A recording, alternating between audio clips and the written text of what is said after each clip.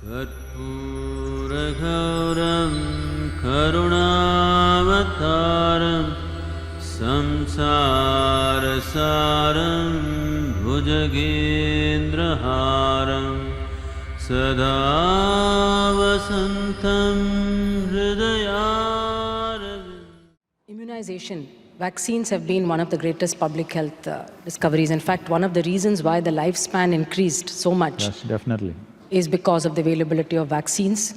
We used to lose, half the number of children who were born used to die of pneumonia, diarrhea, and other infections. Today, that mortality has been brought down significantly thanks to vaccines, but also to antibiotics.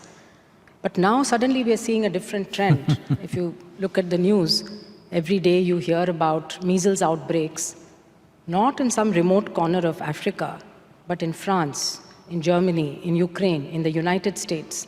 In fact, the President of the United States and most of the mayors and governors have been speaking up about the importance of immunization. Because if you take a disease like measles, it's not enough for me to vaccinate my child and hope that it will be protected. You need what is called herd immunity. And to get herd immunity, you need about 90–95% of the children in that community to be vaccinated. So an individual action.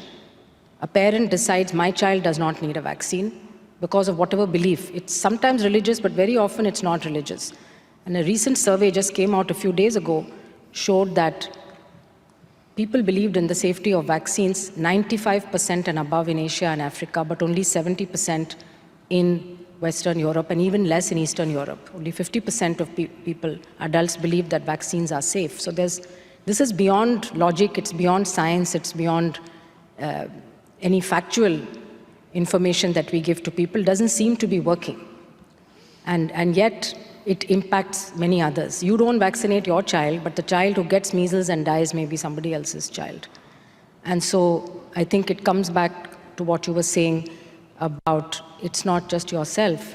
You need to think about the humanity, community, society, and most importantly, the planet where we live, and how we can modulate those actions.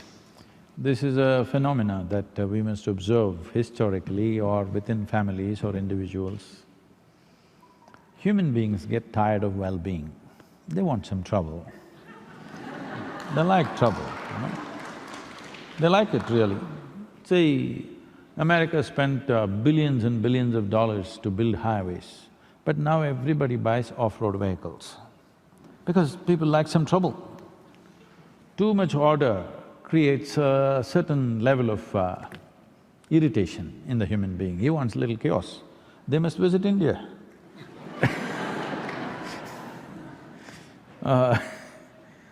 So, this campaign is gaining momentum particularly in California, big time. A whole lot of parents coming to me and asking this, I'm telling them, don't be a fool. Because when you find your child is either crippled with polio or something else, I remember this very well. When I was in school, there were 4 children in my school. I never stayed in one school for too long.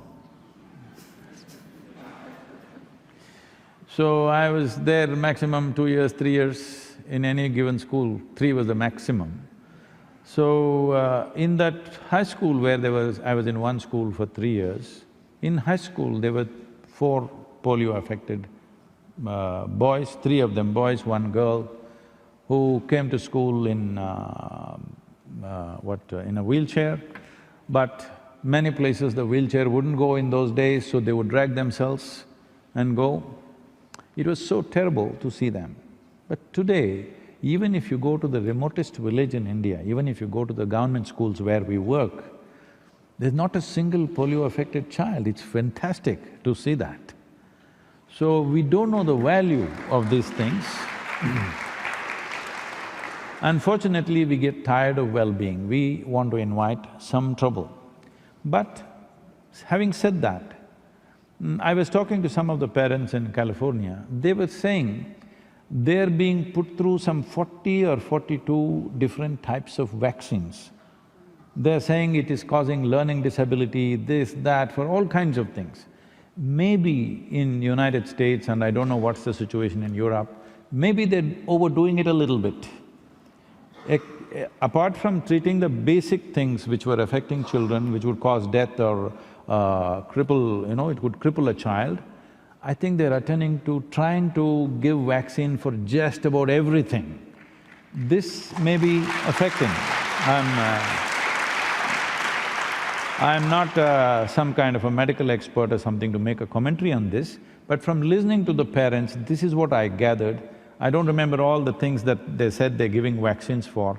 I thought some of them were just absurd. Some of those illnesses a child can go through, it's okay, he catches a flu, something happens. It's all right to go through those things when you're growing up, but they're giving vaccines for a whole lot of things which may not be necessary, which today parents are apprehensive, maybe causing learning disability or some other problem. It may not be connected, I don't know, but this is the fear that is being spread. But the power and the well-being that vaccines have brought to our lives, most of us are sitting here because we were vaccinated. Hello? Yes. Otherwise we wouldn't be here. Definitely we wouldn't be here, many of us. So, we should not… see, the problem is just this, especially now because social media and things, we either go this extreme or that extreme. I feel, being the World Health Organization, please look into this, I'm not an expert, but what kind of vaccines they're giving in… the spectrum of vaccines they're giving in United States, for example. If it is too much, I think WHO should tell them this much is not needed, this is compulsory, rest is by choice. If it's made like that, I think there'll be a more healthy proportion. Otherwise, some parents are just not vaccinating their children. I said, you must be crazy, you'll lose your child. Anytime it can happen, the child goes to school and that may be the end of it. But out of their, their fear that vaccine is going to damage their brains or something, they are going for this kind of decision-making. I think a clear statement from an organization like WHO would help parents to make a better choice. Thank you, Sadhguru. And I just wanted to clarify that vaccines cause adults, that's what you said. None of us would be sitting here if it were not for vaccination. So let's think of vaccines as causing adults. And I don't think there's anything as too much of a good thing. So the problem has been the anti-vax campaign, skeptics who have spread many… There are side effects of everything. Everything has a side effect, but 1 in a million, maybe 1 in 2 million, but they have been blown out of proportion. And this gets circulated through social media. So social media can have both very good benefits, but also can propagate falsehoods very rapidly. And I think one needs to be always a little skeptical of things that we see on social media and check for ourselves the veracity. As far as WHO is concerned, we have absolutely very clear-cut guidelines on vaccination. And there is, as I said, very clear guidance both for the public and for practitioners on which vaccines are absolutely essential for all children. But I think it needs to be more published. Perhaps it has to be more… more… Or if you give such knowledge to us, we will… That will be wonderful. Publish. Because when I spoke to the parents, their concerns were genuine. They're not those flaky, new agey types. They're genuinely concerned that this may affect their children. You're right. I think the messaging probably needs to be done through people whom they believe. And some people believe the doctors, but maybe they also like to hear it from others. So if there's credible scientific information… yes. And also clearly what is a must and what is choice. What is optional. If that is created, I think it'll be good. Thank you very much for this opportunity. Thank you very much. Namaskar.